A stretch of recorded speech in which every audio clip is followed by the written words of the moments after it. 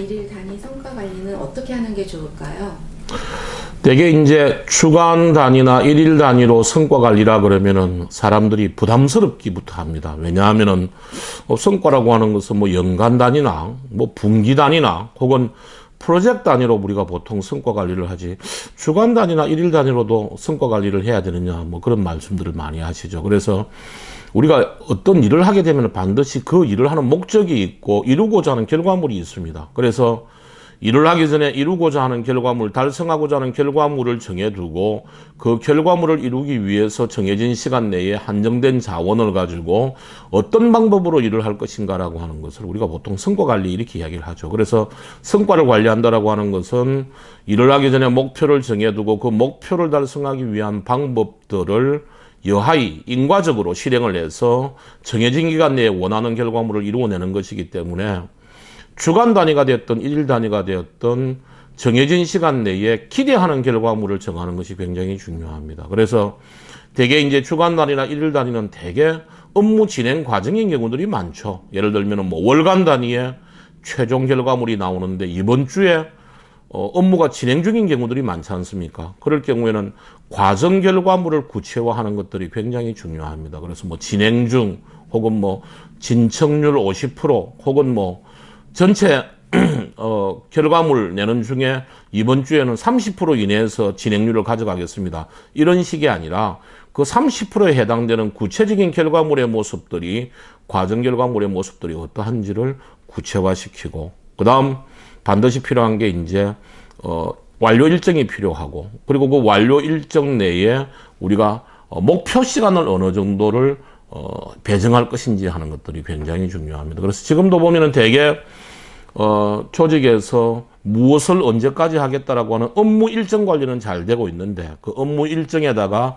추가해야 될 게 기대하는 결과물의 과정 결과물의 모습하고 그리고 투입하고자 하는 목표 시간 그리고 그 목표 시간 내에 어떠한 이루기 위해서 혹시 예상되는 장애 요인이나 혹은 리스크 요인에 대한 대응 방안 요 정도를 가지고 있으면은 일일 단위나 주간 단위의 성과 관리는 잘 됐다고 볼 수 있는데 대개 이제 주간 단위의 성과 관리는 금요일 정도에 이번 주에 대한 리뷰를 하고 다음 주에 프리뷰를 하는 게 필요합니다. 그리고 일일 같으면 퇴근하기 전에 오늘 내가 목표한 결과물이 과연 이루어졌는지 대체적으로 한번 리뷰를 해보고 퇴근하기 전에 내일 내가 해야 될 과제와 목표가 무엇인지를 한 3가지 정도만 해놓으면 됩니다. 왜냐하면은 또 중간중간에 업무들이 진행이 될 가능성이 많이 있기 때문에 전화를 갖다가 받는다든지 혹은 뭐 회의를 소집을 한다든지 하는 그런 스팟 업무들이 진행될 것이 많이기 때문에 주간 단위의 성과 관리에 해당되는 시간들은 한 30시간 범위 내에서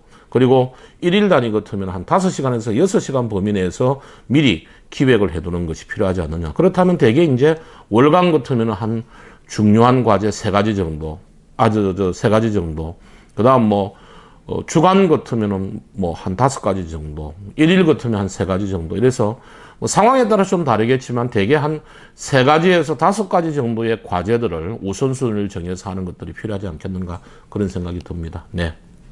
주간이나 일일 단위의 성과 관리가 부담되지 않을까 걱정이 됩니다.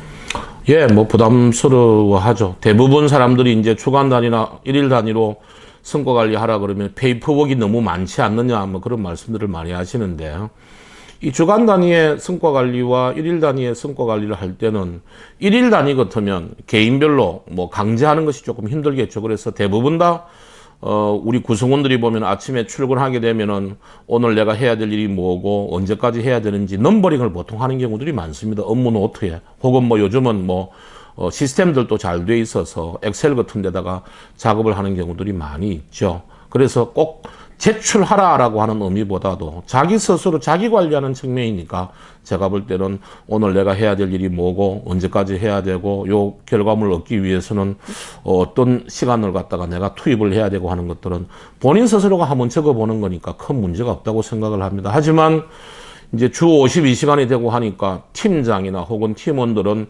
주간 단위의 업무들을 실행을 해서 원하는 결과물을 갖다가 사전에 명확하게 기획하는 것은 제가 볼 때는 반드시 필요하죠. 그리고 요즘은 또 뭐 언택 시대 혹은 뭐 재택근무 이런 것들이 많으니까 우리가 몇 시부터 몇 시까지 근무하느냐에 대한 건태 관리보다도 오늘 내가 하고자 하는 일이 무엇이고 이 원하는 결과물을 이루는데 5시간 정도가 걸린다. 그럼 5시간 범위 내에서 내가 이 결과물을 얻기 위해서 어떤 방법으로 실행할 것이냐를 사전에 리더와 실무자들이 조율을 하면은 예를 들면 일주일 혹은 하루 정도의 업무 시간 정도는 본인 스스로가 자기완결적으로 자율적으로 사용할 수 있기 때문에 제가 볼 때는 페이퍼워크가 중요한 것이 아니라 오늘 내가 해야 될 일일 역할과 책임 혹은 주간 단위의 역할과 책임을 사전에 정하고 일하는 것은 제가 볼 때는 필요하리라고 생각을 합니다. 네.